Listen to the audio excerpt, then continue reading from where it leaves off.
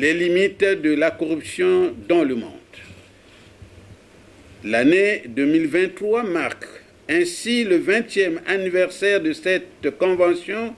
célébrée comme préconisée depuis l'année dernière sous le thème 20 ans de la Convention des Nations Unies contre la corruption, unissant le monde contre la corruption. Le bilan des 20 ans d'application de cette convention sera d'ailleurs au centre des activités de la 10e conférence des États partis qui se tiendra du 11 au 15 décembre 2023 à Atlanta, aux États-Unis d'Amérique, à laquelle la Haute Autorité de lutte contre la corruption est conviée. À n'en point douter, le Congo, notre pays, qui a souscrit à cette démarche des Nations Unies par la promulgation de la loi numéro 13/2005 du 14 septembre 2005, ayant ratifié cette convention, a toutefois enregistré des avancées significatives tant dans la prévention que dans la lutte contre la corruption. La Haute Autorité de lutte contre la corruption a en effet, au cours de ces 3 ans d'existence, parcouru l'ensemble du territoire national pour sensibiliser les cadres et agents des administrations publiques, des structures ciblées, de la population active, de la communauté des affaires, de la société civile, pour des faits de corruption et infractions assimilées, constitue une forte attente des populations, attente exprimée lors des échanges interactifs réalisés pendant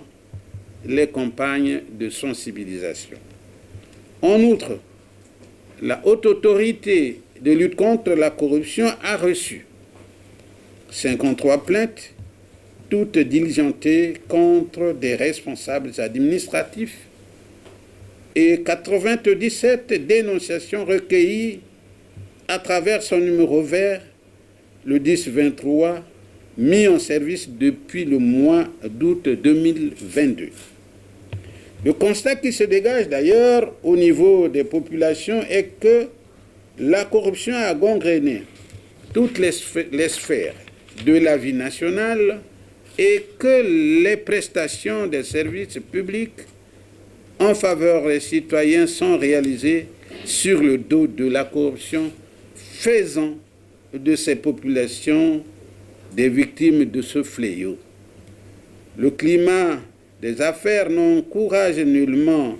l'implantation des entreprises tant qu'il est gangréné par la concussion, le népotisme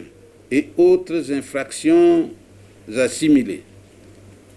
Dans le cadre de la gouvernance et de l'état de droit, la République du Congo s'est dotée d'un cadre juridique adéquat dont, entre autres, la loi numéro 3-2019 du 7 février 2019 portant création de la Haute Autorité de lutte contre la corruption, la loi numéro 4-2019 du 7 février 2019 relative à l'obligation de déclaration du patrimoine par les citoyens élus ou nommés à une haute fonction publique, et enfin la loi numéro 9-2022 du 11 mars 2022 portant prévention et lutte contre la corruption et les infractions assimilées. S'agissant de la loi relative à l'obligation de déclaration du patrimoine, prévention et lutte contre la corruption et les infractions assimilées. S'agissant de la loi relative à l'obligation de déclaration du patrimoine précité, il faut le rappeler. Tous les membres du gouvernement et plusieurs hauts cadres s'étaient mobilisés en 2022 devant la Cour suprême pour déclarer leur patrimoine. Ce fait a d'ailleurs clairement marqué aux yeux de l'opinion nationale et internationale la volonté politique et l'engagement des dirigeants du Congo de lutter contre la corruption. Il a en outre permis de faire bouger le curseur de l'indice de perception de la corruption du 165e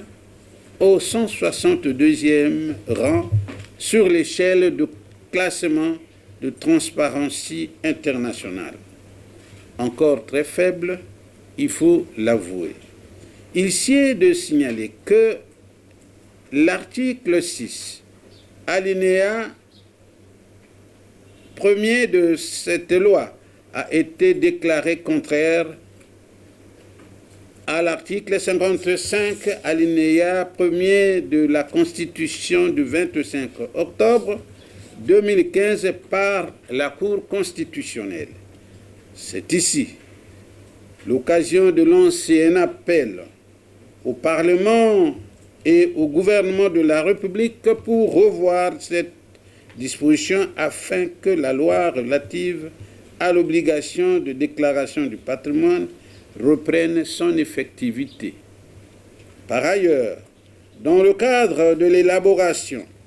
de la stratégie nationale de prévention et de lutte contre la corruption, la concussion, la fraude et les infractions assimilées, la note conceptuelle et la feuille de route relative initiée par la Haute Autorité de lutte contre la corruption sont sur la table du gouvernement.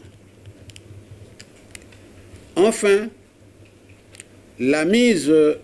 en œuvre de la collaboration avec les organismes nationaux et de la coopération très active avec les institutions étrangères